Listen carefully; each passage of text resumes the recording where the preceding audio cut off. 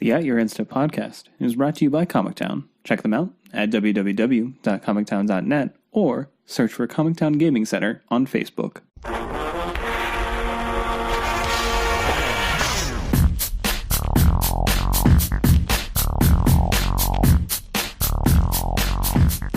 Hello, and welcome to At Your Insta.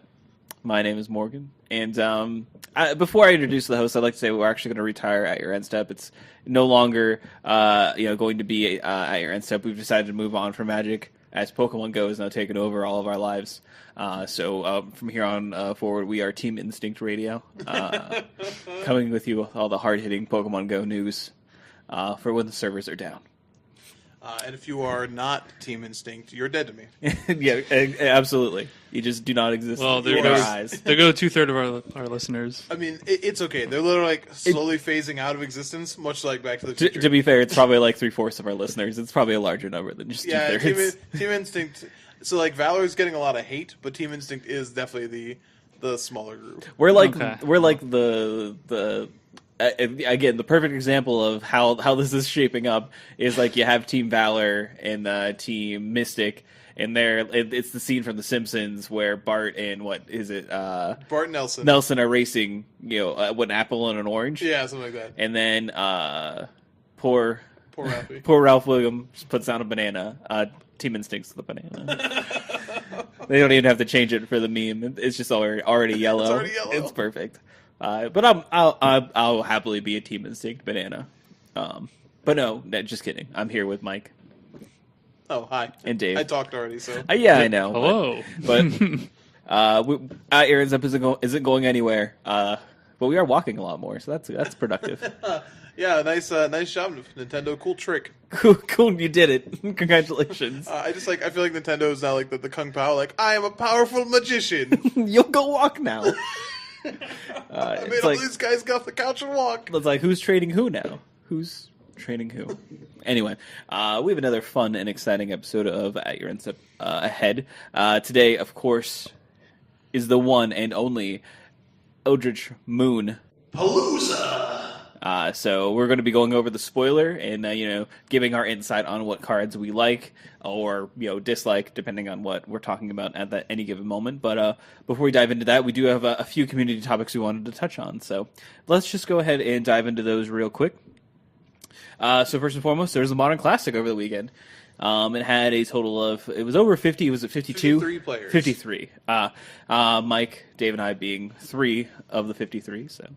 and we all had a good time. Some of us did better than others. But I think I enjoyed playing my deck. I had some rough luck, and definitely knew I was going to do. I played Red Green Tron, and it was going to be playing a deck that had the target on its head, but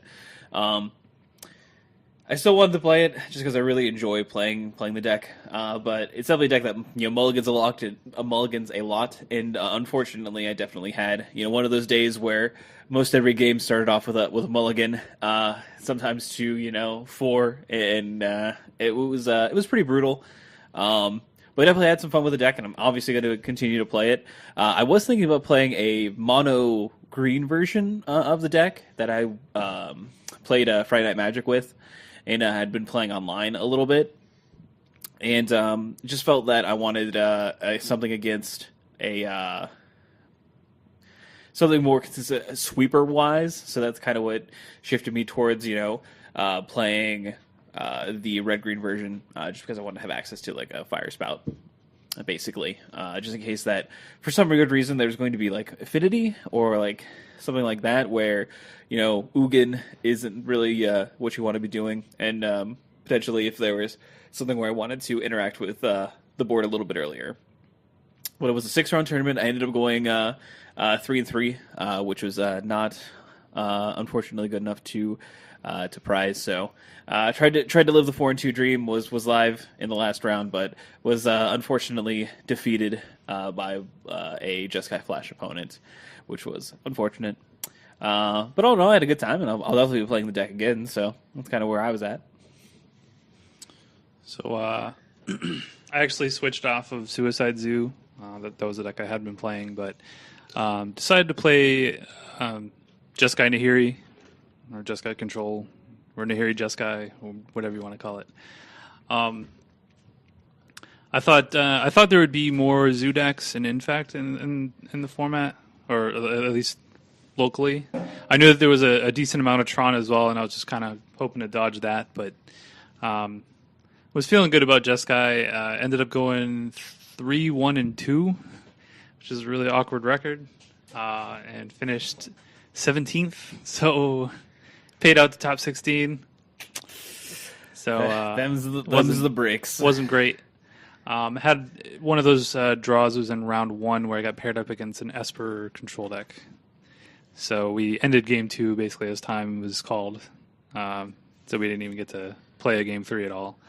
So yeah, starting the day off with a draw, it's not really where you want to be. I didn't really get paired up against any other control decks though, which was kind of fortunate. And I did manage to dodge all the Tron in the room, which there was a decent amount, as it turns out. But ended up picking up another draw against a Black-White Eldrazi deck. And the games were just very long and grindy. So I think, I don't know. I tried to play as quickly as I could, but still ended up with those draws. So it was a little awkward. But in any case, it had a good time. My one loss was against Affinity, and pretty much lost 2 not close games. So, whatever. Well, once Dave said he was like, I'm pretty sure I'm just going to play Jeskai this week. I was like, cool. So just go ahead and hand me Suicide Zoo, and I'm going to take that. And I did, because as we discussed 2 weeks ago, what we thought the meta would look like. I think we were pretty accurate. There was a ton of Tron.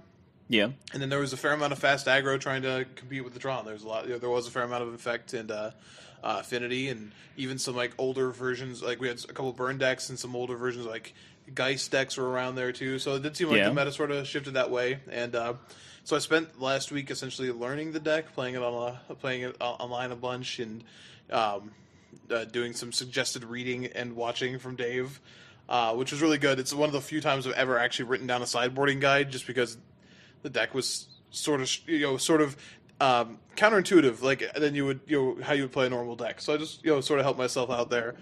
Sat down for round 1, shuffled up, presented, cut, cracked a fetch on turn 1, searched for my Blood Crypt, searched for it again, searched for it a third time, opened my deck box. It was stuck against the fuzz of the deck box. Got myself a game lost that round, and I was like, awesome. And I knew I was out of it in the morning. I wasn't feeling great. Flash forward to later in the event, or after the event, I got a message from Ryan who's trying to post deck lists. Apparently in my sideboard, I registered a Vald. See, again, I borrowed Dave's deck. And Vald is the German word for Correct. For forest. Non-German speakers, that is forest. And Dave had a German forest in the sideboard. Did I write forest down? Nope. Wrote down Vald. Vald. Fun fact, though, we confirmed with the judges, as long as you registered a basic land, it doesn't matter the language, it's okay. So, but I managed to turn it around from there and won out, and had to I knew my breakers were bad. My first round opponent, as we were discussing afterwards, he was playing Jund, and hadn't really played it very much, and his day sort of reflected that. And then I had a couple opponents after that who dropped early in the tournament. So it's one of those things where you lose round 1, your breakers are going to be bad. So I had to play the last round, which is always a little stressful, but it puts you in good position. I was a second seed. Played Infect in the top 8. Man, that matchup is hilarious. Like, you just both are just like, whatever, here's life total. But I will say Death Shadow is obscene in that matchup. Like, you can just make it a 12-12 and pretty much not care. So, well, you have to be careful. You have to care a little bit. Yeah, I definitely almost threw a game away against Effect earlier in the day by just going all in on a turn 2 kill. Okay, because I was really excited about this turn 2 kill. He just fetched for a Dryad Arbor because I knew his hand, and he's block, and I was like, oh yeah, I'm glad I did all this. Yeah, okay, cool. But yeah, it was fun in top 4. We actually so we had split, and I then conceded because I went to go buy a car. I know it's random, but it was a really weird day. So, but yeah, I have now qualified with Dave for the Comic Town Championship at the end of the year, which is pretty awesome. Yeah. The top 4 qualified for that.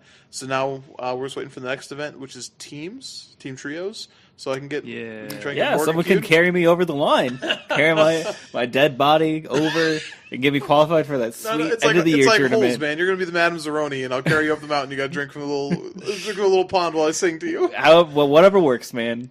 If I have to be a little old lady, whatever. If only the Karn liberated size. No. But yeah, it's very awesome. It's another classic in the books for Comic Town, and thanks everyone that came out and had a good time. And it was a really well run tournament. A well run tournament. Yeah, it was. And it went swiftly. The store was it did get a little heated up at the end of it a little bit, but it was still fun, and like I said, it ran smoothly, which allowed us to kind of get in and get out. So yeah, I was home at like 5. Yeah.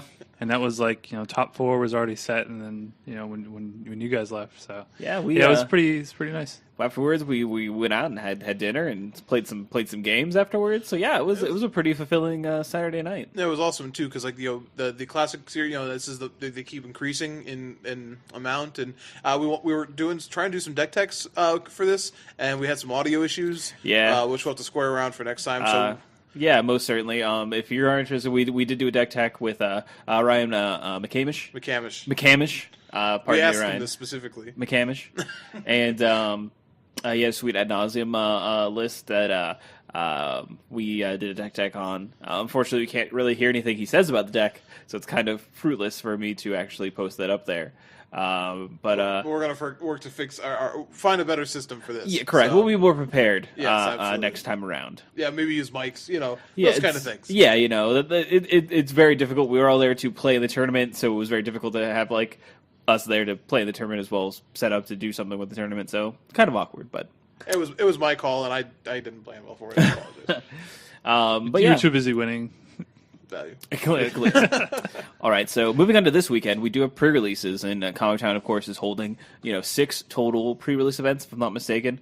And then, of course, starting off at midnight and going all the way to Sunday. Yeah, they have 3 events on Saturday and 2 on Sunday. Correct.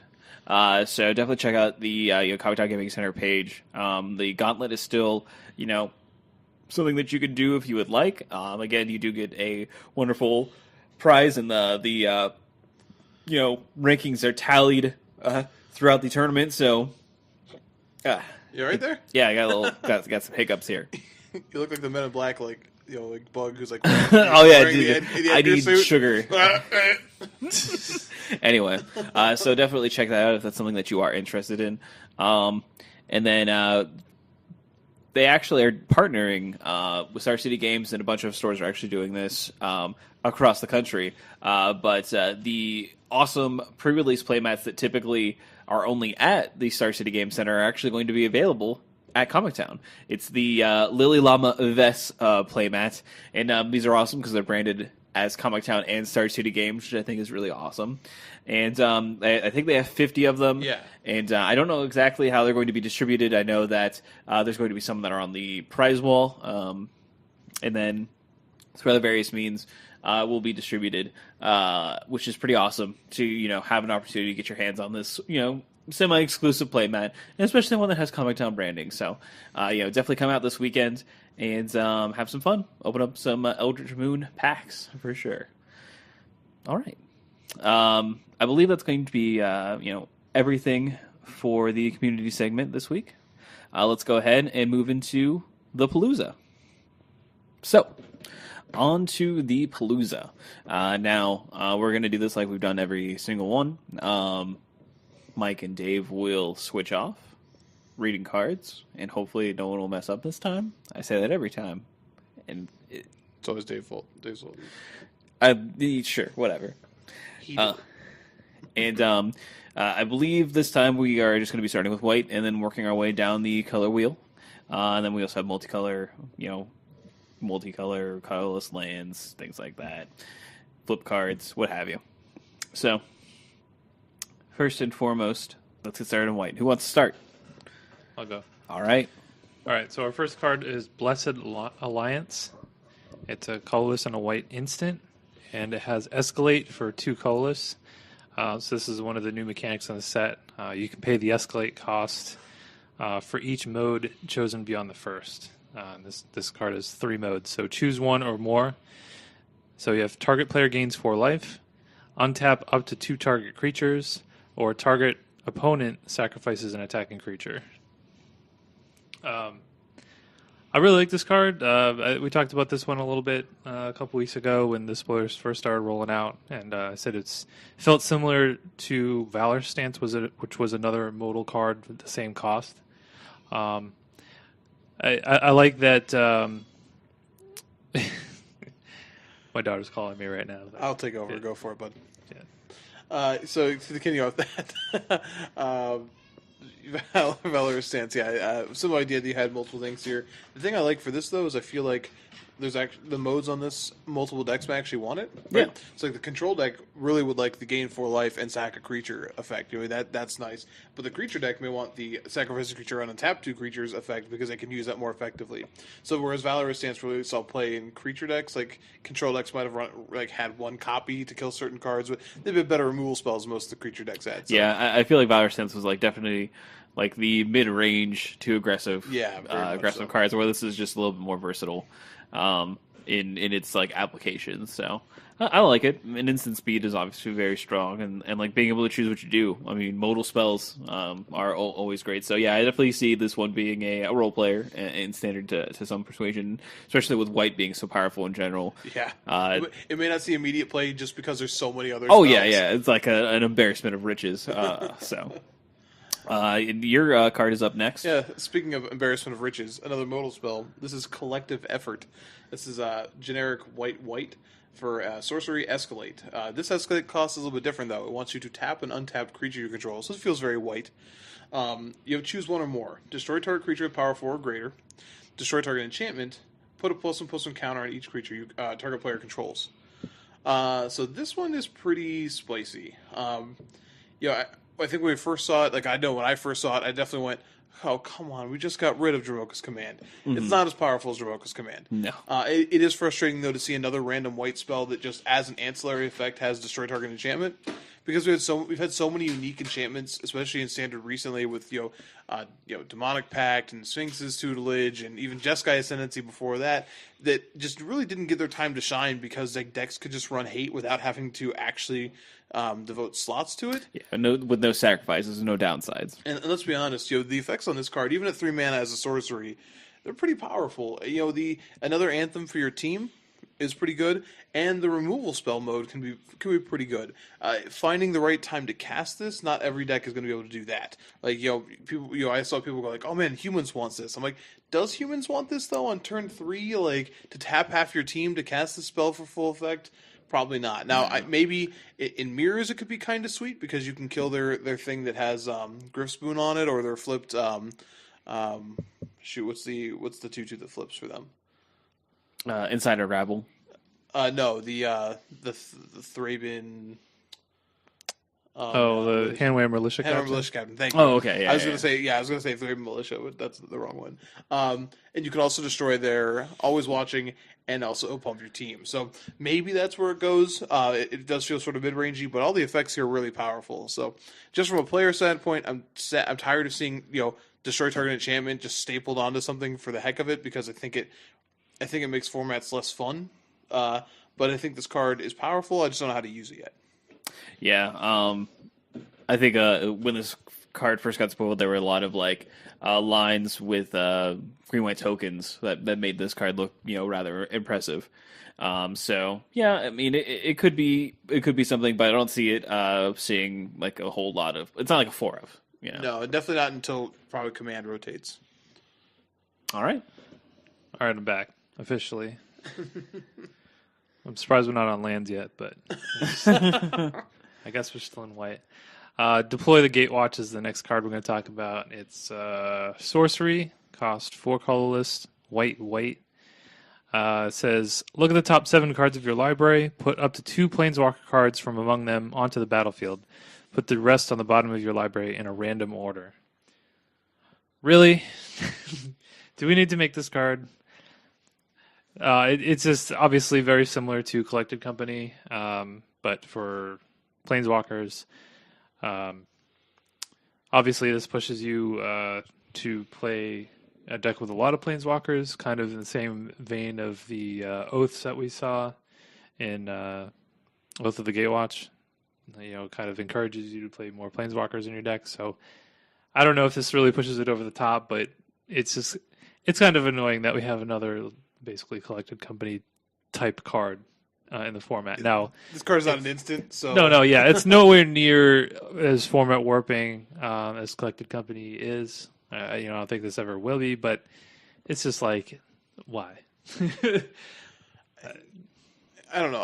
I'm not as negative on this card. I think like Collected Company as a card, I actually really like as a card, but you compare the card to like Standard versus like Modern, where Modern it's much more in check, the answers are more robust, whereas in Standard we have a large format where the answers aren't as robust and the creatures are great.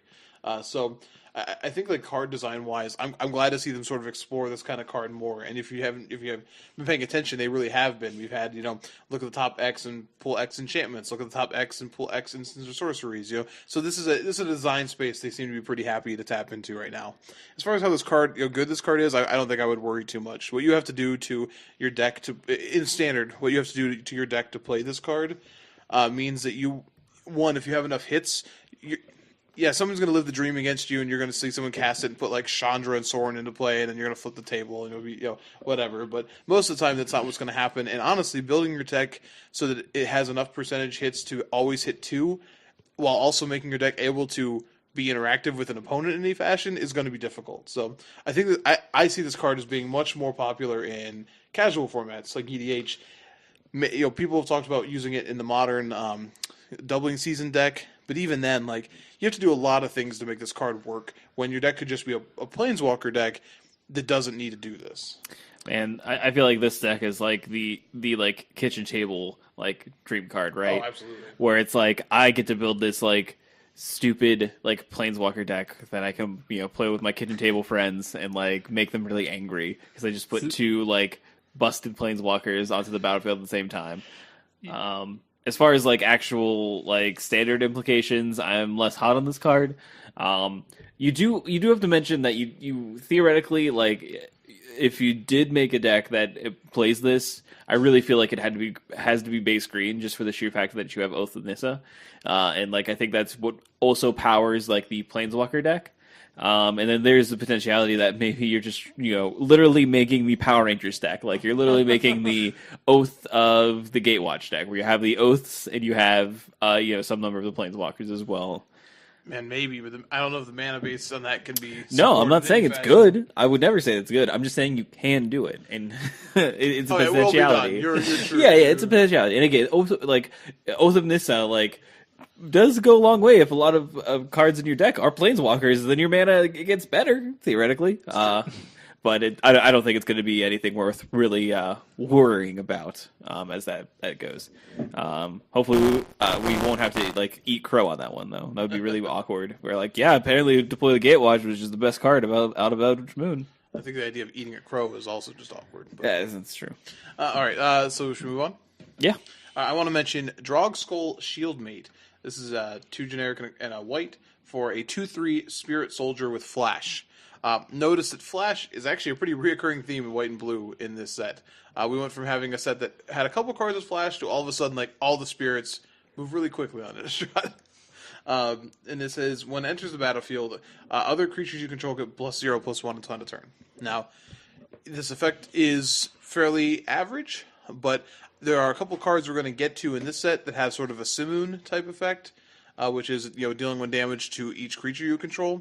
And if you are looking at the competitive Spirits deck, which is going to be a thing more than likely, the one common denominator is a lot of X1s, a lot of them. So if people are just bringing in cards that are going to deal 1 damage to your board, then this would be the natural counter to it with Flash and the ability to come down and sort of counter one of those effects. So while I don't expect this card to be a hot 4 of in any deck, I think it's important to note that if you're talking about Spirits, this is one of your sort of new toys you have as an option.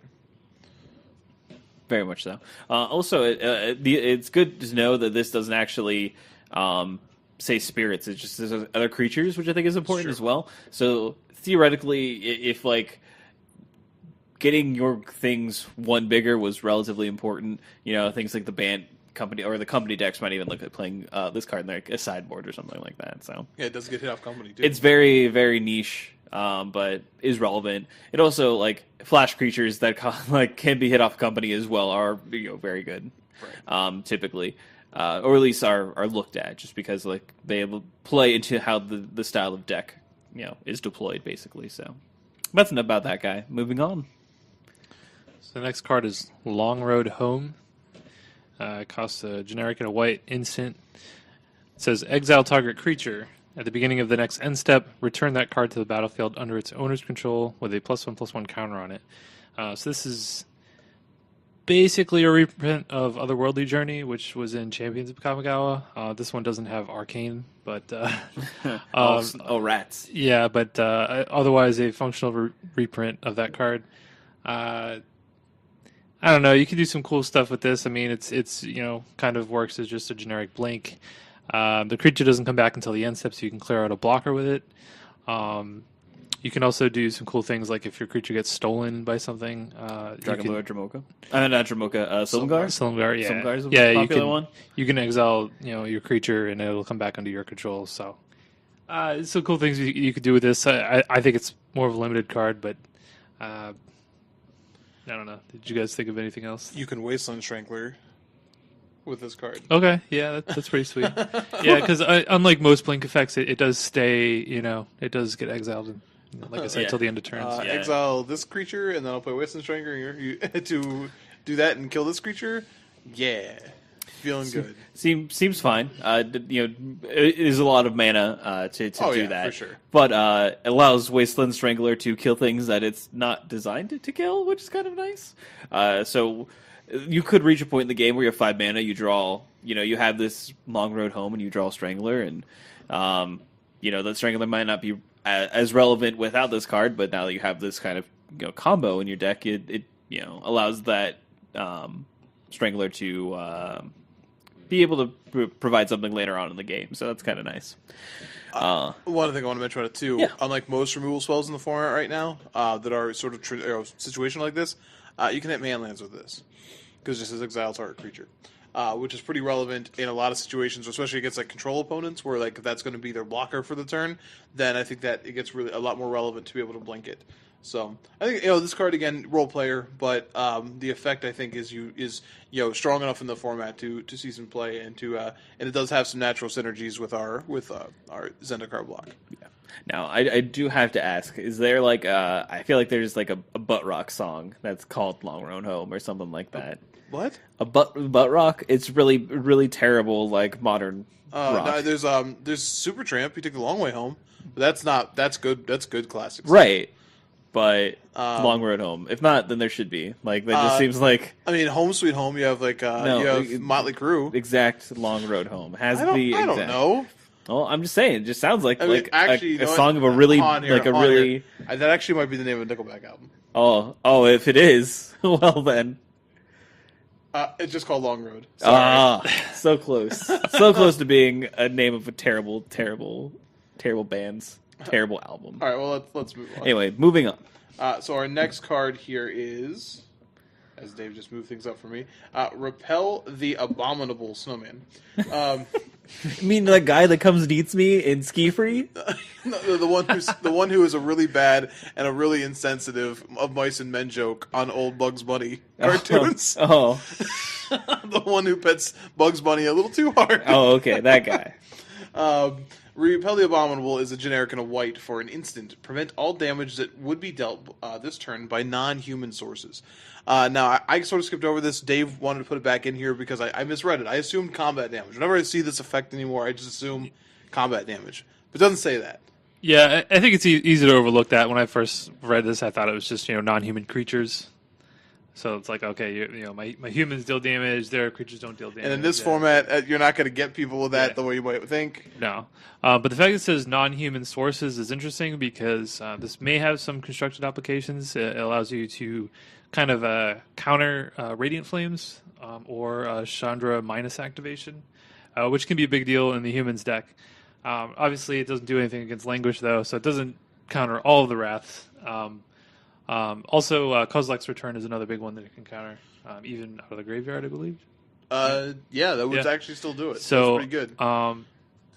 Yeah, so that's definitely a thing that that could see play. I mean, just wanted to mention it, and I don't want to spend too much time. No, on it, I but like it. It's a good call. I believe the Spanish version of this actually though, that could translate to non-human creatures, which is awkward. It's like it was. I don't know if it was a mistype All right. on the Good Spanish to version. know. So yeah, if you go to a Spanish GP, know what the card does, I guess. But anyway, we can move on. Yep. So the next card we have is Selfless Spirit. Oh, this is a sweet one. So Selfless Spirit is a generic and a white. It's a Spirit Cleric. It's a 2/1 flyer. And it has the text, Sacrifice Selfless Spirit. Creatures you control gain indestructible until end of turn. So this is similar to Dauntless Escort, which had the same ability. That was a 3-mana 3/3. This is just a 2-mana 2/1 flyer, which on its own isn't terrible. It has a relevant creature type, Spirit, which we'll talk about a lot more good spirits that are in this set. Even if you're playing a non-spirit deck, say you're playing humans or something like that, it's kind of another way to counter their sweeper, excluding Languish. Yeah. Also, actually win in combat or anything like that. So. Right. Also, it's an interesting way. It has some interesting interactions with Avacyn. So, if you have an Avacyn, you can sacrifice this to trigger it, or you can sacrifice it with the Avacyn trigger on the stack to make sure your creatures don't die from that. So, I don't know how often that's going to come up, but it's able to sacrifice itself, which obviously lets you trigger Avacyn. So it has some interesting applications there. No, I like that. I also like the art. This is definitely the Ghost of Boromir. Oh yeah, he's a pincushion. This poor spirit, definitely whew. And there's always more to give, according to the flavor text. You have. You took a lot of arrows. A lot of arrows. None of them. To the knee. None to the knee, unfortunately. That's how he's still going. Correct. All right. So our next card is one we've talked about a little bit actually, but I think we're all really excited about is Thalia, Heretic Cathar. This is 2 generic and a white for a legendary creature, Human Soldier. All relevant things. Is a 3/2 with first strike and has this clause because we know that our Thalias like to be death and taxes creatures. Creatures and non-basic lands your opponent controls enter the battlefield tapped. Now that we have the full set, we can sort of discuss. Now we didn't need any more. We got a couple of 2 non-basics in the set that we may look at. We're going to look at later in the cast, but nothing really changed the way that mana bases are going to work in this format. So right off the bat, we know that Thalia is going to be really effective against a number of decks in the format. Oh yeah. She's going to make the Bant Company mirror, whether it be humans or just regular Bant Company, miserable. Because the first person to Thalia... Because it already wasn't miserable. Because it wasn't, but the first person to... I will say that those matches end up being huge slogs, but the first person to Thalia in those matches is going to be way ahead of their opponent, especially if their opponent isn't able to untap and then have their 4th mana for a Collected Company the next turn because it comes into play tapped. They may actually just lose the game right there, which is interesting. The same is true against green-white tokens. This is the only card that seems to both go into both of the best decks in the format while also really hurting the best decks in the format because, as we discussed before, it turns off, Planeswalkers can't defend themselves very well against her, and honestly, she's squishy. She's a 3/2, but Fiery Impulse is at an all-time low of seeing play right now. So, there's a good chance, especially in these decks that are trying to curve out, she's going to stick around for a few turns, or they're going to take their turn to kill it, and you're still doing fine. So I think Thalia is going to see a ton of standard play. Yeah, I agree with that. I think also in standard, I think we have to mention that it's just it's a really good card against Avacyn as well. No, that's true. Them being able to, it's generally pretty easy to sniff out an Avacyn if they have it, and then having to not really be scared of that. You can just attack into it, and they're not going to be able to block with their Avacyn. Or secure the waste tokens. Right. Yeah. I mean, so a lot of the tricks that green-white tokens can kind of do against you are kind of turned off by this card. I also think this is going to have applications in Modern. Yeah, you're probably I think right. it's really good. It's going to be really good in Modern, being able to, the games don't last as long and modern generally, and being able to make your opponents fetch lands and the shock lands that they get always come into play tapped is just really gross. And just buying you that that little that maybe like extra turn there is huge. I think it's magnified in a format like modern, even potentially Legacy. I mean, maybe Legacy Death and Taxes wants to play this. I mean, maybe not too many of them, but maybe one or two. I don't know. Why not? Certainly possible. So, yeah, I mean, this card being able to be 3 mana, so it can be collected, accompanied into play. It's just disgusting. And honestly, the 3-power first strike, going back to standard for a minute, is pretty important because a lot of the creatures that you're going to have to beat in combat are 3 toughness. Yeah. Sylvan Advocate comes to mind, or even like a Hangerback Walker, Reflector that's on Mage. 3. Also Reflector very Mage. important. Yep. So yeah, I mean, this is a all-around A+ card. I think it's one of the best cards in the set, and I expected to see a ton of play across multiple formats. So Yeah. Sounds good to me. all right, I think this is the last white card. Well, Okay, last non-flip. non-double-sided white card. Thalia's Lancers. So 3 generic white for a human knight. It's a 4/4 first strike. And when Thalia's Lancers enters the battlefield, you may search your library for a legendary card, reveal it, and put it into your hand. Then shuffle your library. So I think it's interesting to note that it says legendary card, not legendary creature. So you can get Umezawa's Jite in older formats, which is legendary equipment. You can get legendary lands, which we do have a legendary land in this set. This is the first one they've printed in quite a while, so that's kind of cool. Being able to get any of the flip planeswalkers from Magic Origins. I think this card has a lot of utility. It's pretty similar to Goblin Dark Dwellers. I mean, it has the same power and toughness, same mana cost, and also An upside, yeah. an upside to go along with the trigger. So I think this is a card like I haven't really heard a lot of people talking about this card, and I think you're going to see this a fair amount. Like I think this has a lot of potential in standard. Yeah, and it's also just nice because like it's already a 2-for-1, and if the body is, as you said, is relevant enough that they have to use rules well on it, then you're just like you're into great card advantage territory. So yeah, I mean, it's awesome. You can also just get Thalia. Yeah, correct. The Lancers go first, and then Very Thalia accurate. follows. For sure. But yeah, I'm a big fan of this card.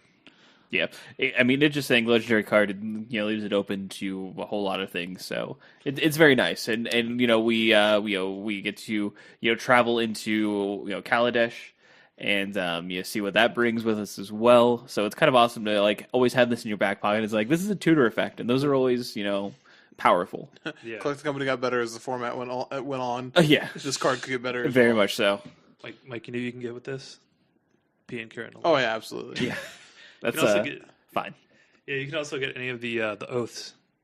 Which is Oh pretty yeah, that sweet. is a fair point too, which is pretty sweet. Those Yeah, are that's legendary, pretty awesome. so.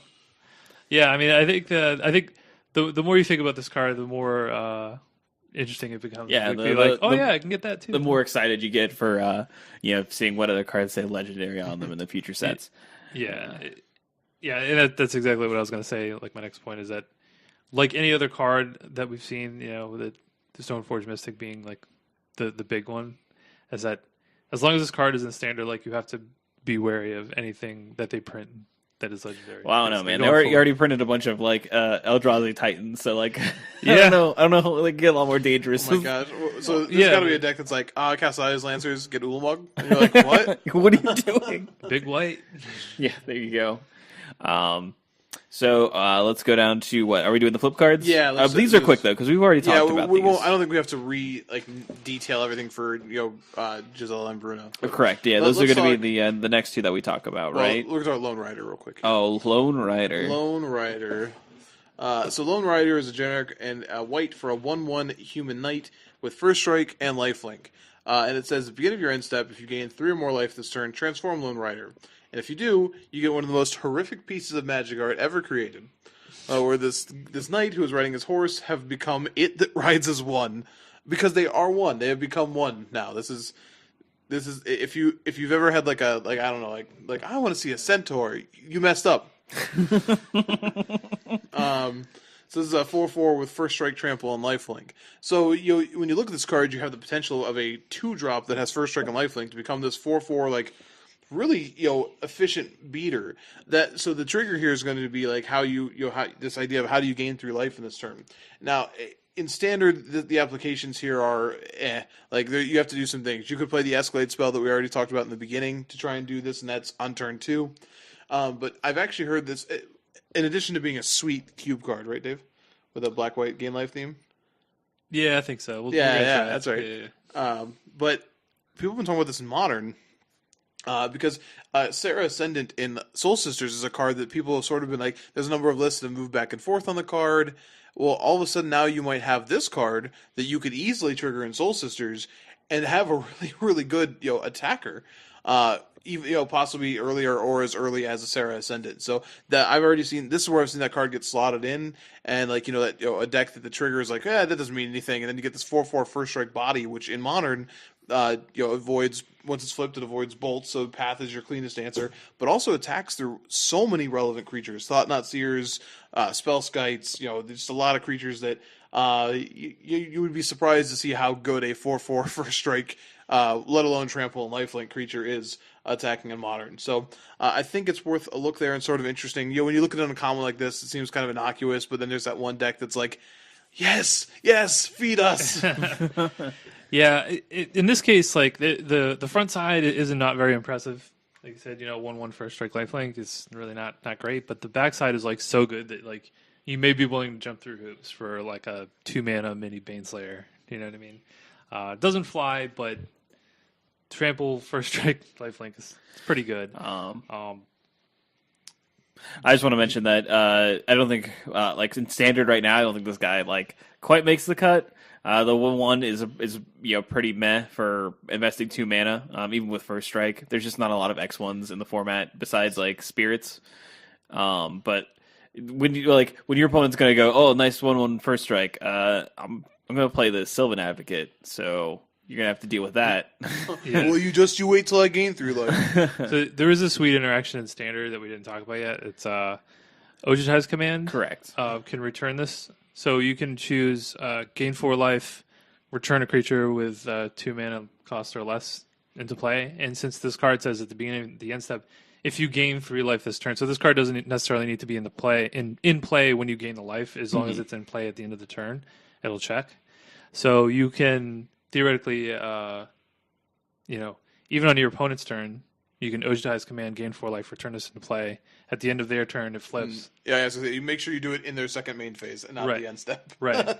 So I mean that is a thing that might be real. I mean that Ojutai's command is a pretty solid card, and it's kind of waxed and waned in popularity, I think, over its course in standard. But I mean, this gives it another sweet interaction. So maybe it's a way to push this a little bit. Yeah, and I think in the future, especially with Kaladesh coming up, and like a lot of the hints that we've been getting for a while, if there are any good equipments and potentially even any good auras that we get in the future, keep your eye on this card as potentially being something that now shifts into becoming very playable.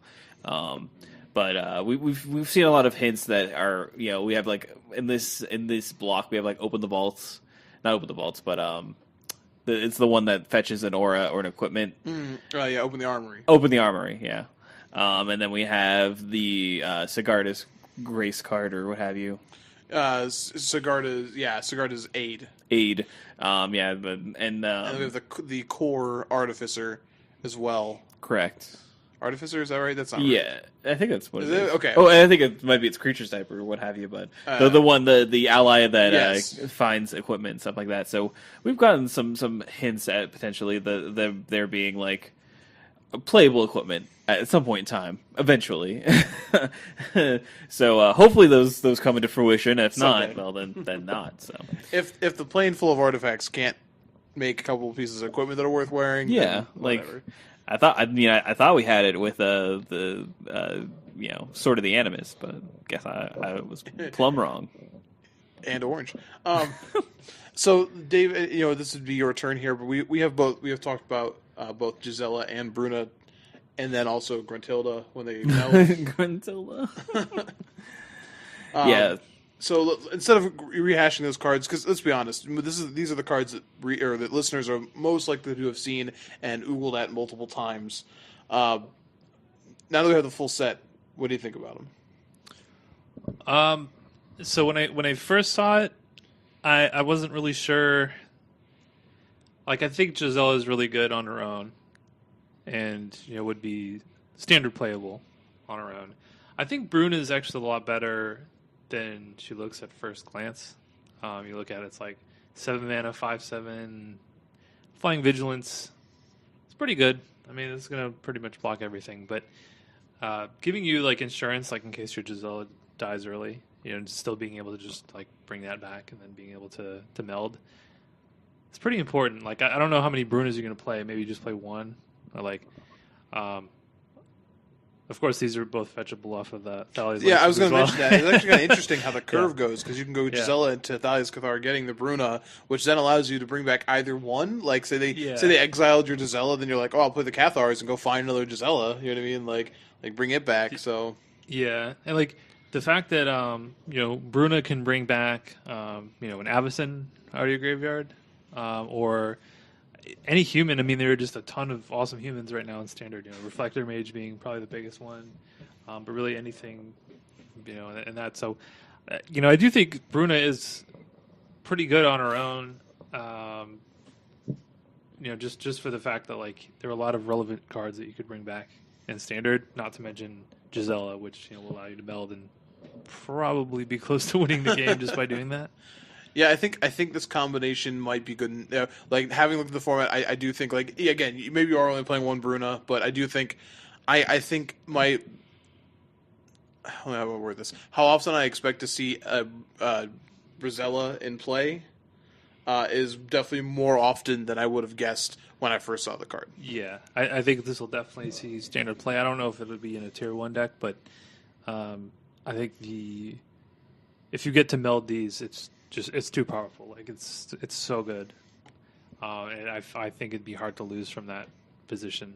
If you get Brizella in play. So. Yeah, I don't disagree with you there. It's definitely something that is horrifying, both visually and in a formidable sort of saying. So. It's something that people will definitely tinker with and make, and certainly I fully predict this to be like week one sort of strategy where it's like Gisela's powerful. I'm going to play that. We have Avacyn, we have Bruna, we have the Lancers. I mean, we have even things like Linvala. Like, we have a lot of targets that like Bruna can get and hit, which are relevant and important. I mean, this is also a deck where you can easily still play Thalia. I mean, this could just be like mono white.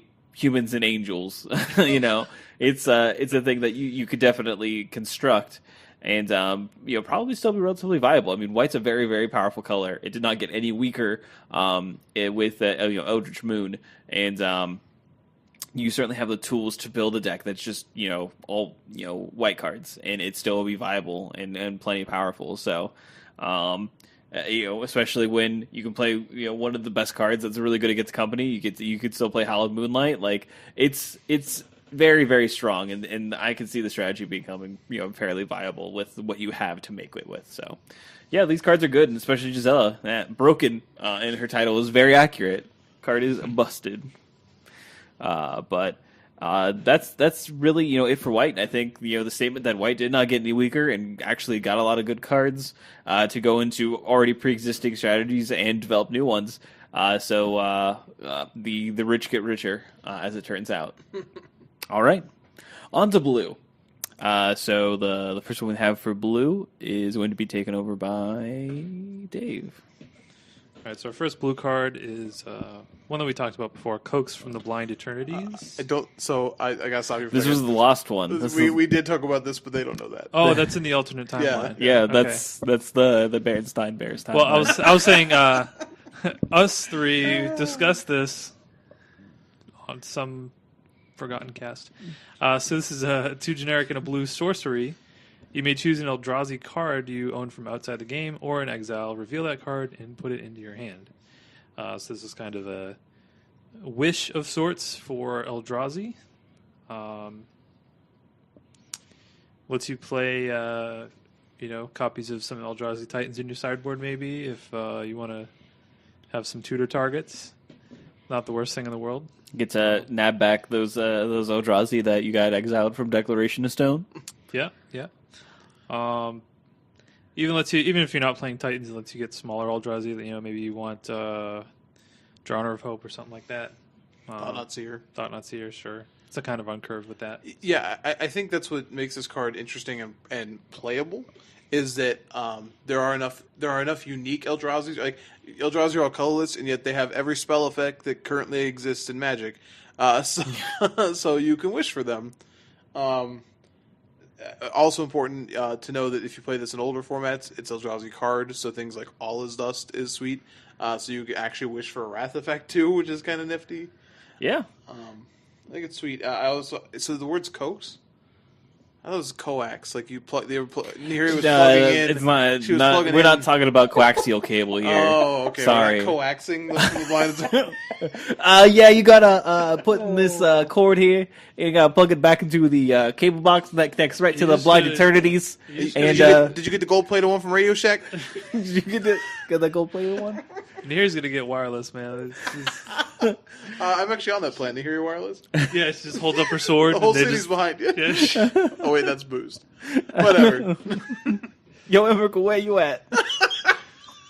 I'm visiting my husband. Oh man. Steve got in. All right, so I think this card is definitely playable. It'll be interesting to see where it gets played, but there are more than enough options in standard right now that this card could be effective. Yeah, So. I definitely agree. I can definitely see a lot of sideboards that play this card that are just like, oh, we have like Drowner of Hope, Thought-Knot, like one Drowner of Hope, one Thought-Knot Seer, like one Reality Smasher, which is really cool. It's really cool to see like potential Wish-esque sideboards in standard, and how people will get to construct them. So especially when you get to high level play. So hopefully that happens. Yeah, I would love to see the Coax deck at the Pro Tour. That would be fun to watch. Oh, for sure. So our next card, which place? this place. Oh, okay. I'm gonna shake your hand real quick here. Good one. Yeah. All right. So this is 2 generic and a blue for an instant. Exile up to 2 target creatures you control. Then return those cards to the battlefield under their owner's control. So this is sort of a blue functional reprint of Ghostly Flicker. Am I right? Is Ghostly Flicker to the end of turn? I thought it was also instant, but I do love the flavor in the art here, where this is definitely like a teleporter machine. I feel so bad for these experiment animals, these subjects, as it were. This is like girl who's like having a great time. I've got a good feeling about this time. It's the flavor text. Well, it's subjects 25 and 26, by the way. Oh God. But honestly, we have a format full of really, really strong enters of battlefield triggers. We look at the Eldrazi we just mentioned, with Drowner or Thought-Knot Seer, and then we have things like obviously Reflector Mage, that have these effects that are so strong when they come into the battlefield that if effects like Ghostly Flicker and these bouncing multiple things have seen play in the past, and this is the kind of format where the format's as large as it's going to be until rotation. You have everything you could possibly want to do with it. These cards tend to, the decks like this don't tend to be tier 1, but they are powerful. Yeah. So Ghostly Flicker is a little bit different. It can actually target more things. Oh, okay. So it's to target artifacts, creatures, and or lands. Oh, all right. Well, so okay. This is a strictly creatures party. Still a powerful effect, though. Yeah. Once the exile lands, anyway. Well, this can still exile lands. Creature lands. Yeah. That's good. Come back me. and play Tap. You're like, oh, well, I didn't really do anything, did I? Unless you wanted that to happen. Yeah. But yeah, you wanted so that just to happen. just an effect again. One of those effects. It's like it's sitting there at common. Maybe you'll forget about it, and someone's gonna blow you out with it in a game. You're like, I'm gonna flicker my 2 Reflector Mages, bounce your guys, and you're like, wait, what? You did what now? I didn't see a Displacer in play. Oh gosh. Oh wait, a Displacer flickers things. They got display. Oh, I see. I did math. I get it now. All right, Dave, you're next. All right, so before we move on to our next card, why couldn't they just make Repulse? again. Because you got to get dragged under, man. I'll tell They you. have Drag Under, which is repulse, but it's sorcery speed. Because bounce effects can't be instants. It's too good. Too good. Yeah, it's Reflector Mage says hello. Too good. Anyway, okay, that's not the next card. The next card is Fortune's Favor. 3 generic and a blue instant. Pretty important. Target opponent looks at the top 4 cards of your library and separates them into a face-down pile and a face-up pile. Put one pile into your hand and the other into your graveyard. So this is probably my favorite card of the set. I love this card so much. I don't know that it's actually good enough to see standard play, but it's obviously it's an obvious callback to Fact or Fiction, and you might say this is the quote-unquote fixed Fact or Fiction because that card was a little bit too good. I just love this card because it brings an element of like trickery into the game where like you can play mind games with your opponent, and like there have been cards like this over Magic's history. That was Liar's Pendulum is like one I can think of, like just cards like that. Scrying Glass I think was one that was like similar. You can just do some fun things with this card, I think, and I'm gonna put it in the cube. I don't like again power level. Maybe not as high. I think it's close to constructive playable. Yeah. for standard. I think it's really, really close and so much fun. Yeah, it's fun to think about like all the different scenarios you can do. Like, so like maybe you make the face down, like you separate like 3 and 1, so you have 3 face up cards. It's like, okay, so you have like 3 like decent face up cards, but then like the face down card, you're like, oh, what's that going to be? I'll take that one. That's just basic land. These cards are 3 cards, but the face down card could be anything. It could even be a card. Could even be a boat. Be a boat. This is just like, the shell game. It's like, hey, you don't know what's under that one. You don't know what it is. Could be anything. That could be where the ball is. Oh no, it's just a land. Gotcha. It's so good. Yeah, there's gonna be so many getcha. Like I hope to see this. I would expect to definitely see this be played in limited at the Pro Tour, and like I just hope we see this on camera. I just want to see. I can't wait for the LSV like what's the play articles. Oh yeah, with this card. Oh man. Yeah. Oh man. So I love it. I mean, obviously it's kind of a when you look at it like power level, like how many cards you like just a strictly card drawing spell. Like a lot of times it's going to be like an inspiration. But I think there's a lot of argument to be made for splitting up into like 3 and 1. Like maybe you put like one really good card as like the face up. I don't know. Like it'll be sweet to see what happens. What do you do? Everyone's gonna have a story about this card, and that's what makes it awesome. So, yeah, it's great. Let's move on here. Yeah. So the next one, one of these days, Evercool, one of these days, bang, zoom, straight to the moon. Straight to the moon. Prison of the Moon, circa 1950s television, is 2 generic and a blue for an enchantment aura. Enchant creature, land, or planeswalker. Enchanted permanent is a colorless land with tap, add colorless mana to add colorless mana, to your mana pool and loses all other card types and abilities. So this is spoiler alert. Sorry, once again, a card spoils the whole story for you, but this is what happens to Emrakul. It's on the art. First of all, our condolences to Steve. Yeah, seriously, man.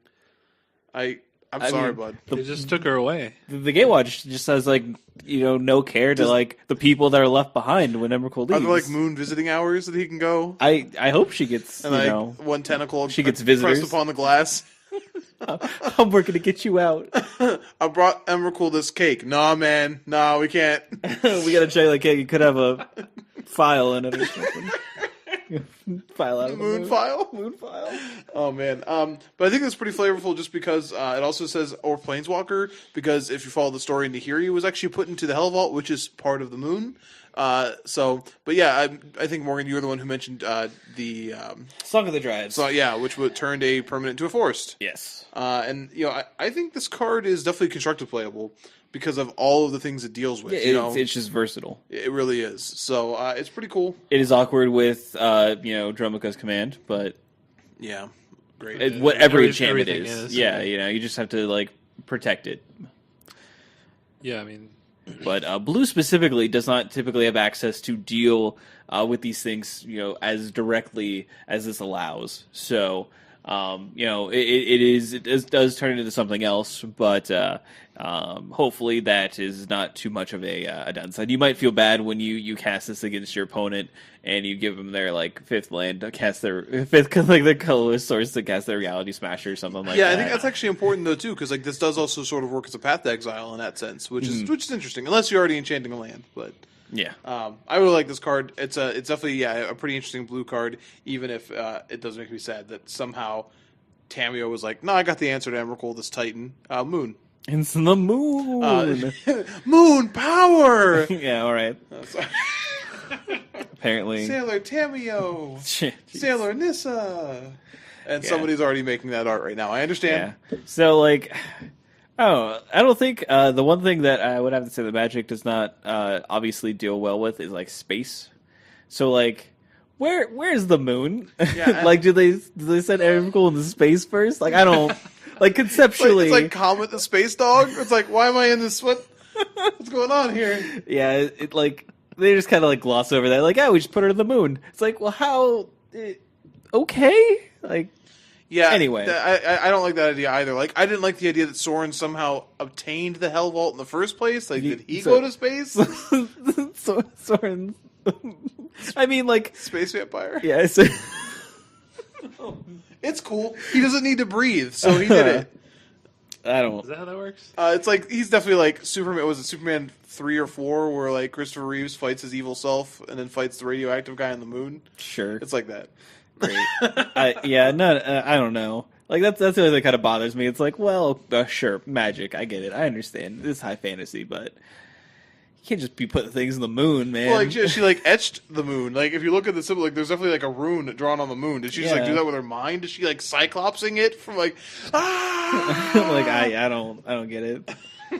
Whatever. All right, let's move away from this because the logic's starting to burn. Yeah, Come on, 3000%. All right, so our next card is Mausoleum Wanderer. Cost blue, so it's 1 mana. It's a spirit. It's a 1/1 flyer. Whenever another spirit enters the battlefield under your control, Mausoleum Wanderer gets +1/+1 until end of turn. And also has Sacrifice Mausoleum Wanderer. Counter target instant or sorcery spell unless its controller pays X, where X is Mausoleum Wanderer's power. So, Judges familiar? Yeah. We missed you. We missed you, buddy. Triumphant Return. Technically a little less powerful. I mean, let's be fair. Can't cast it for one white. Yeah, so you trade off being able to cast it for a white for this quasi prowess. Correct. Ability, Prowess. Spirit prowess. You can get a little tricky with spirits by so they play a spell and say they play their collected company with a mana up. You can like flash in a spirit to give this +1, then sacrifice it so that's pay 2. So you can do some tricky things with it, but I think maybe not the most powerful card, but I think a lot of people underestimated Judges Familiar too when that was a card, and it was pretty annoying. My only issue with this card, I really do like it. It's a rare. Like every time this effect has been printed, it's been an uncommon, and I do feel like this one, like it's not as like it feels similar to Spellsorter Sprite, right, which is a common. And then the other two effects, Curse Catcher and Judge's Familiar, have both been uncommon. So to make this a rare, when you're trying to, like spirits have obviously been pushed in this set. Like so many of the ones you need to play are rare. It's sort of frustrating that it's just like, oh, okay, just make this one a rare too. Let's make it so all of them are rares. Yeah, it does certainly seem weird. Do you think that the clause that allows it to get bigger, is that like pushed enough for you? Or would you rather it's never just attacking as a 2-power creature, so no. Like You could definitely attack as a 2/2. maybe on turn 2, but after that, like if you have one Rattle Chains, then you're done playing spirits on your turn. That's just how that deck will not operate that way. The two best cards in that deck are going to be Rattle Chains and a card we've yet to talk about. They both have Flash, so I doubt this attacks for 2 all that often. So like Selfless Spirit. Yes, turn again 2? on turn 2, it'll attack for 2, and then after that, hopefully never again. Yeah, that's fine. I don't think you need to attack for more. It's just kind of it's a role player. Yeah, it's how you get the ball And I agree, rolling. it's a role player. Yeah. So I would still question why is it rare. But all right, let's move on from that because again, I don't want to ruin people's days. We're going to talk about some nibbles. Nibbles of cheese. Nibbling Frost. Oh yeah. Nibbles of Frost, aka a Dementor. Oh yeah, you just look at this art like it's just a Dementor. that's definitely Dementor art right there. But this is 2 generic, 2 blue for a 3/3 creature spirit, flying prowess. Whenever you cast an instant or sorcery spell, tap target creature an opponent controls. That creature doesn't untap during its controller's next tap step. So this is a throwback to Dungeon Geist, which was a pretty sweet card back in Dark Ascension, which it would just target one creature and then that creature would stay tapped until Dungeon Geist left. This is probably just a little bit more powerful than that in general because you can get multiple triggers to put a game away, and prowess is already powerful enough on a 3/3 flyer. This, I feel is a good payoff card to a good tempo-based spirit deck. 4 mana is going to be a lot for the spirits deck, so I don't know if you're going to be playing 4, but 2 1s and 1/1 flyers don't scale that well. So this is the card that when you've been punching through for 2 or 3 damage and playing the tempo game, then you can be like, all right, I'll Essence Flux this to do this to tap your guy, and I'll unsubstantiate this guy to tap this guy, and I'll kill you. And you're like, oh, all right, well that was fun. So I think this is a good payoff card to that deck. Yeah, I think this card's a lot more powerful than it looks when you first read it. You're like, oh, okay, it almost feels like an intro pack, right? I think it actually is an intro pack. I believe it is. Yes. Okay then. But yeah, I mean, just the combination of prowess and being able to keep your opponent's creatures tapped down. I mean, it's pretty much a must kill when it's on the board. Absolutely. Remember the Sphinx that was an intro pack rare for Battle for Zendikar has seen play fairly recently. The one that has the landfall trigger that does this ability. Oh right, yeah. Guardian the of mono blue Zine. deck. Yeah. And that card costs 5. Had a better body, but this trigger is easier to get than landfall is. So let me say that again. Easier to use, obviously multiple times. So I think that's pretty important too. Yeah. All right. Next up. All right, next card, Summary Dismissal, 2 generic blue instant, exile all other spells and counter all abilities. So you have the Hamburglar shooting shooting a Zarya gun. Is that what that is? I actually thought this is Kiefer Sutherland. Is that not who that is? Kiefer Sutherland, It's Lost like Kiefer Boys Sutherland with Sutherland with an old school burglar mask. This is steampunk Kiefer Sutherland. Yeah. Sure. So yeah, I don't know. Can this counter an Ulamog? Yes. Exile. Okay, there you go. This can actually do the coolest thing. Your opponent can cast an Ulamog, put their Exile trigger on the stack, put their Sanctum of Ugin trigger on the stack, and put their Cosmic's Return trigger on the stack, and you can Summary Dismissal all of it. You're like, no. Counter this one, and then you're just dancing and singing, and this one, and yeah, counter them all. That's what this card can do. Okay. Yeah, that's pretty sweet. Yeah, I mean, obviously paying 4 mana for that's pretty good. So, is there a deck that wants this right now? I think there's some of these we've seen Esper Control leave the format because honestly it was no longer the deck could go over the top. It's nice to see that a blue deck would actually have this as an option. I don't think you're going to see this card in the main. 4 mana counter spells have to be Cryptic Command to see plays in the main. But out of the sideboard, this is a pretty good answer to any of the decks that are really trying to go huge. There's a lot of cast triggers in the format still, which are good, and it's pretty nice to see that go. This is also interesting. It's hard to say that this could see play in Eternal formats because 4 mana is so much, but it does get rid of uncounterable spells, right? Because it says exile all other spells. So that's pretty interesting, and it does counter some really interesting triggers. Things like tap my Aether Vial. No. I think not. That's expensive for a stifle effect, but at the Modern Classic this Saturday, I got squelched twice in round 2. And it almost cost me a game because I needed those lands. It was just squelch or fetch land, and I was like, oh, what just happened? Pardon? Come again? But I think this card has a chance to see some play in some unexpected places, and is sort of a cool answer to effects that we didn't really have an answer to in this format. We've discussed before how the ramp decks haven't been amazing, but there's not a lot of good interaction for with what those decks do, and to know that there is at least one piece of interaction in the format that's very clean and can do what it's got to do is nice. It feels good. So quickly here, I guess let's talk about take inventory. We did discuss this one. Yeah. Did we, though? That one we actually did. This one we did. Okay. We discussed it in the red one as well. Yeah. Galvanic Bombardment. Yes, which I actually think I failed to put on the show notes. Don't worry about it. Well, we'll talk about it now. These are both both these cards are the do blank and then do blank more for how many are in your graveyard. This is draw a card, then draw cards equal to the number of cards named take inventory in your graveyard.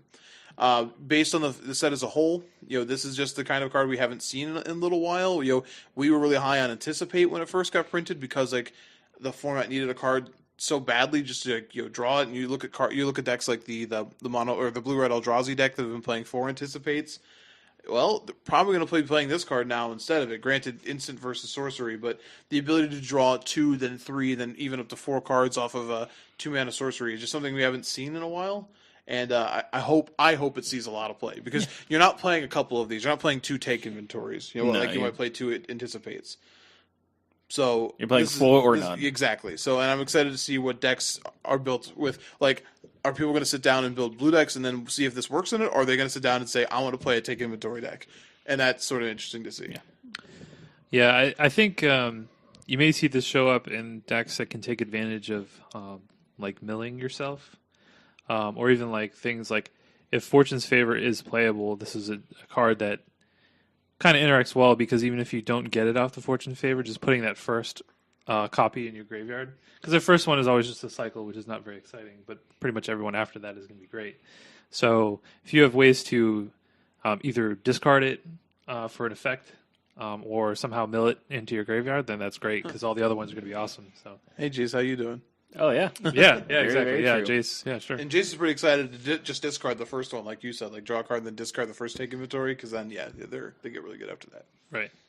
So yeah, sweet card. I don't know that it's powerful enough, but I wouldn't be surprised to see see a lot of standard play.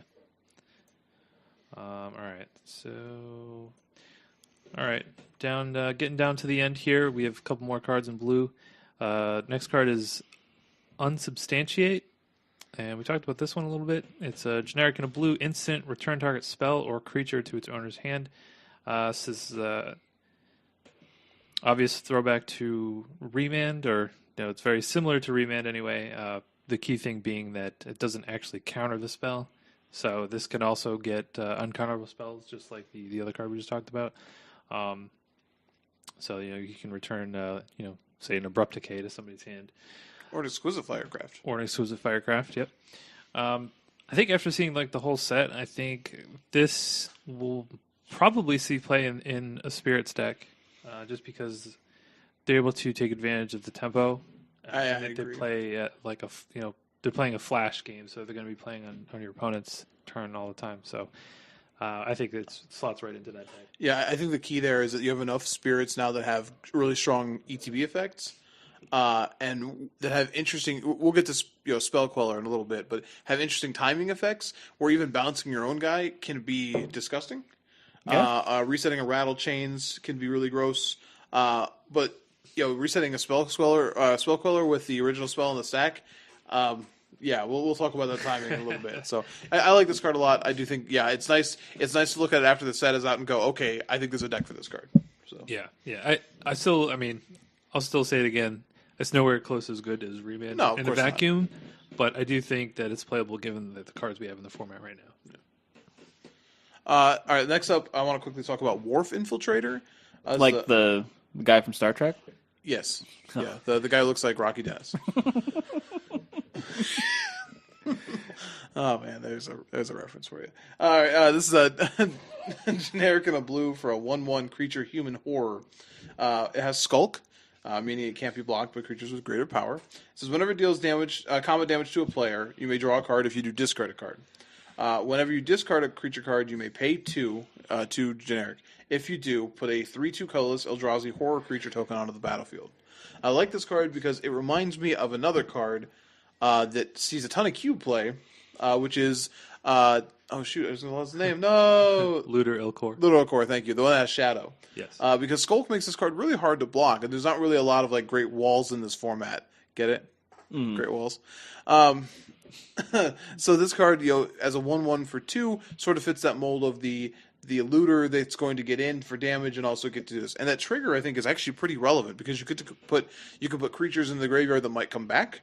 You could put creatures in the graveyard for Delirium, whatever reason you want. Creatures in your graveyard that you can also then return to your hand with, I don't know, Liliana. And you get a 3/2 Eldrazi Horror out of it, which, is this card worth a full card in your deck? I don't know, but it's certainly, I think so far it's the best use of Skulk that I've seen.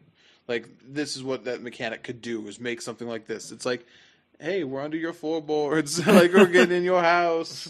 We're making Eldrazi horrors and stuff. So, but I thought it was interesting to talk about. I have no idea what deck wants this, but the effect, that if you've not played with a looter before, those looting effects go a long way to fixing the game, and especially in this format where the graveyard is once again a resource. I think there's some decks that could take advantage of this. Again, whether they want to put a whole card slot on, I don't know. We saw things like Jeskai Infiltrator saw some corner case play, which was similar to the one where it was unblockable if you controlled one creature and that would manifest when it dealt damage, and then you could flip them both down. You played sort of the shell game again with that card. It came out of the sideboard as by itself to sort of I had a couple decks to sort of get in there unblockable and make some threats via card advantage. This can do the same thing, so. I like it. I don't know if it's play, but I like it. I like it. I think just for Delirium in general, it might be pretty good. All right. So we're on to the double-sided cards. Card we're going to talk about here, Curious Homunculus. So it's a generic and a blue for a 1/1 Homunculus. Has the ability tap to add a colorless mana to your mana pool. Spend this mana only to cast an instant or sorcery spell. Then it also has, at the beginning of your upkeep, if there are 3 or more instant and or sorcery cards in your graveyard, transform Curious Homunculus. Transforms into a 3/4 prowess, Voracious Reader. It's an Eldrazi Homunculus. And he has the text, instant and sorcery spells you cast cost 1 less to cast. So this is a card. Let's go right into my cube first off. Yeah. Because I have a blue-red spells theme with Young Pyromancer and things like that. So I do want to state that this homunculus definitely got all of the Pizza Hut coupons from the school reading program. Oh man, that was little fat Mike in the library in the summers, man. That was me, just like voracious reader. Like, do I just see the books? Do I just see the books? Oh man. Anyway, so this card, I like this card a lot. It's one of my. I wouldn't say it's the most powerful card, but it's like one of my favorite in the set, just because I think it's gonna be great in my cube. I mean it's. I feel like it's right on the cusp where like it may see play, but like I don't know, 2 mana kind of doesn't do anything until you're able to flip it. I mean, if you are able to flip it, you can kind of go crazy. 3/4 prowess is pretty good. I will say there's a couple cards in this set they've laid the groundwork for that you can play the blue-red spells deck if you want to. You obviously had Thing in the Ice last set, but we have a blue-red uncommon flyer that works like Killing Fiend, and we have a red card we'll get to. So you can play this deck. I agree with you. I don't know if it's good enough, but you can play the deck. Yeah. But they put the tools there. It's got the tools. It's got the talent. And gosh darn it, Voracious Reader is so hungry. Oh man, he just wants to learn. I just love I love the fact there's a card called Voracious Reader, and then the flavor text. Good books make you savor each word. I have to say though, his eyeball has to be very uncomfortable because those are Those teeth. are teeth. Yeah, his eyeballs eating itself. He needs some Visine right there. Ben Ben Stein's going to help that guy out. Get clear eyes. All right. So is that everything in blue that we want to talk about? We don't want to talk about the last iteration of Delver of Secrets? Yeah, I just wanted to mention that one. All right. So we do get the final form. This is Delver of Secrets' final form. Well, the third until we chapter. Go back to Innistrad, we get the return of Oh gosh. F. How could he even go? Resurrection of F. Anyway, it's called Dawson of Perfection. 3 generic blue for a 5/4 creature insect horror, has flying. And then whenever you cast an instant or sorcery spell, put a 1/1 blue human wizard creature token onto the battlefield. Then if you control 3 or more wizards, transfer Dawson of Perfection. And it transforms into Final Iteration. Literally final form. It's a 6/5 colorless Eldrazi insect. Has flying. Wizards you control get +2/+1 and half flying. And then said whenever you cast an instant or sorcery spell, put a 1/1 blue human wizard creature token onto the battlefield. Oh man! So how can you not love this? Come on. First of all, Best card in the set. limited bomb. If you get this card, jeez, you're definitely building around it. So I want to just point out how these iterations work. So you had like the first guy experimenting on himself and becomes the fly, right? And that's the basic fly, right? And then we had the second one. It was like bigger fly, like that's the 1950s like sequel to the fly, bigger fly. Get it? This is finally Jeff Goldblum the fly. We finally did like it. he maintains sentience, becoming a giant fly monster. He's like, I'm just gonna make more fly monsters. I'm dragging Gina Davis and all these other wizards into the machine with me. Yeah, it's been pretty great to have wizards kind of like realize like Delver Secrets, powerful constructed card, and that's why people liked it. But people were like, oh no, people just really like the fly, and it's like, well, we didn't, but now we do for some Yeah, now we reason. do. Yeah, you turned us around, wizards. You really turned us around. So. I actually always loved the fly. Yeah. I just love the flavor, man. He just makes a bunch of little delvers. I don't think these taste that good. Chocolate covered. That's kind of the best part, though. Is like once he flips, it's like he just makes all the it's makes like them all into- you're yeah. all insectile aberrations now. Welcome to the club. Fly, my pretties, fly. I know Patrick Chafin's been pretty high on this card. I don't know that. I don't know that it'll see constructed play just because. I don't know. It just. I mean, it may be powerful enough, but I don't think there are enough cheap instants and sorceries to kind of keep it going once you get it into play, or really like get a payoff from it. But yeah, like you said, limited bomb, it's ridiculous and limited. Even just a 5/4 flyer for 5. So Yeah. I don't know. I could see it. It definitely feels like if there were other sorceries and instants that get printed out in the future, maybe we'll see play. So overall, what do we think about blue? it's got some definitely. Some interesting cards. It finally got some cards that feel blue and also playable. Yeah. So And like obviously a lot of pretty sweet spirits. So I think that's where a lot of its strength comes from. blue's got spirit. Yes, it does. Okay. I think that's where a lot of its power comes from in regards to standard. So let's go ahead and move into black. Who's gonna get us started? I am. I was considering if I was going to go like full like back and black on this to start, but I don't think I could do the AC/DC voice here. So we're going to start with Collective Brutality. So this is cycle that we have seen here. We saw the first one, and now we have black. So this is a generic and a black for a sorcery that has Escalate. This one's Escalate trigger is discard a card, which, I mean, black is the color for madness. This makes sense. Our modes are target opponent reveals his or her hand. You choose an instant or sorcery card from it. That player discards that card. Target creature gets -2/-2 until end of turn. Target opponent loses 2 life and you gain 2 life. Now, I do think we talked about this one a little bit. Having looked at the whole set, I still don't know that I feel this card is that powerful. All of its effects feel very average to me. All of its effects feel like a 1-mana card, right? So like disfigure, not even duress because it can't hit duress is non-creature, non-land, and then target opponent loses 2 life, you gain 2 life. It's an effect that doesn't mean very much. Yeah. So the power in this is going to be how can you break the escalate cost on this? Can you make this card good enough to get 2 or 3 modes? And also, like, net yourself some cards, via madness or whatever else. I just don't know if that is. This vampire deck ostensibly wants to be aggressive, but if you're gonna madness anything of value, you're gonna be playing this on turn 4, right?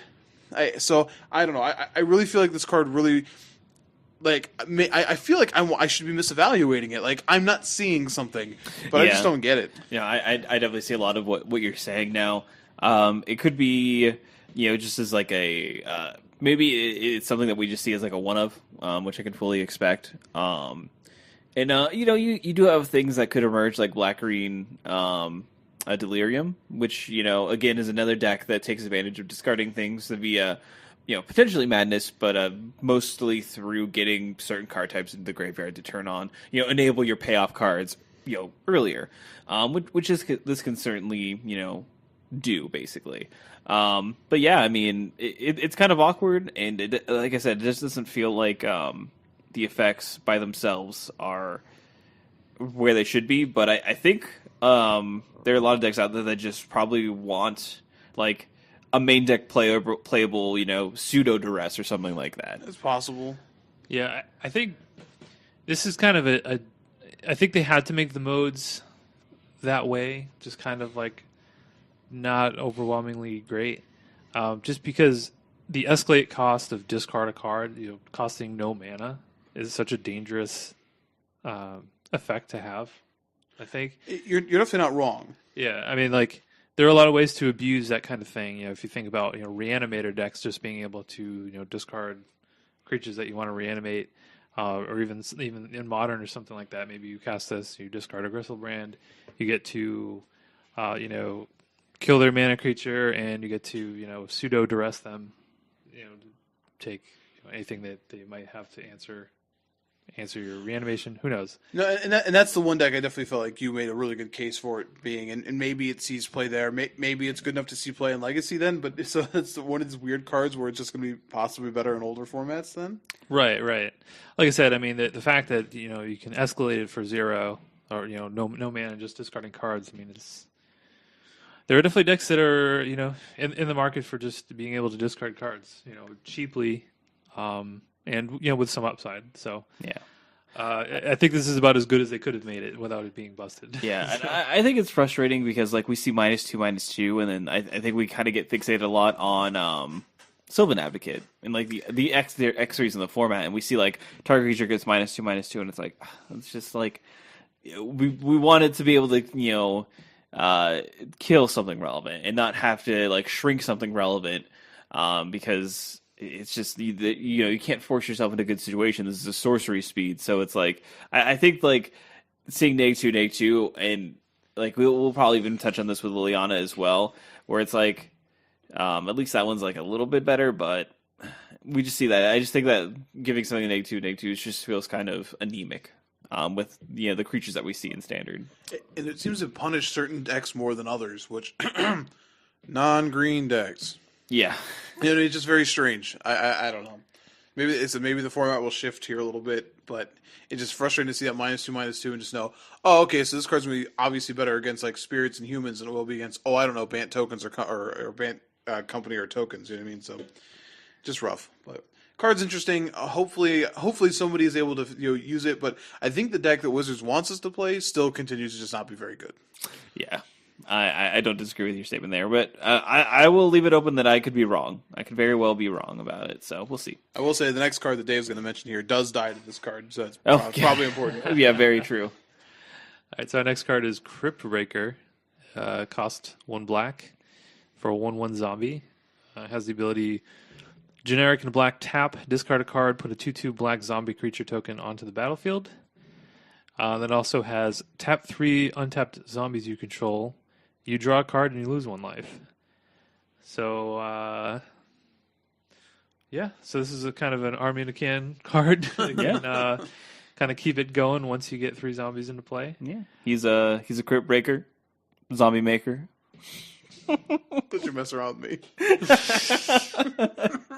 But yeah, this is sort of the 1-drop that we get for the zombies, tribal deck that people will eventually try to make and brew. I like this card a lot. I think the 1-drops both times now that I've in recent memory the zombie decks has been a thing. The 1-drop has really told the players what the deck's supposed to be. Last time you had Gravecrawler, it said attack and keep attacking and then attack some more. And this deck says, build a board state, do some things with it. Overwhelm, right? And I think that's really interesting. This card I think is super powerful. The discard a card, put a 2/2 zombie into play, is great. You can put things like Prized Amalgam into your graveyard. If you're looking at beyond that, even in modern applications, putting your Gravecaller into the graveyard is pretty good.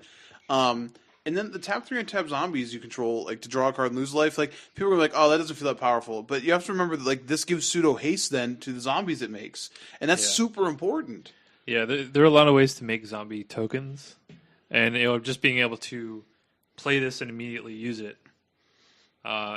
You see it with things like Heritage Druid. Like that card is so scary because like when you play Heritage Druid, you can just kind of immediately add just use 3 the ability, as long as you have other creatures in play. So, yeah, I mean, I think this card would be playable even if it didn't have like the make a creature. If it was just tap 3 and tap zombies, Oh, yeah. I think it would still be playable. So, I mean, if we want to talk Dream Snare here, we have a card like From Under the Floorboards, which is the 5 mana, makes 3 zombies, you gain 3 life, but it also has Madness for the black X. Yeah. You know what I mean? So like, if you look at a card, imagine a card like that. Now imagine that card also said like, you may tap these 3 zombies to lose a life and draw a card.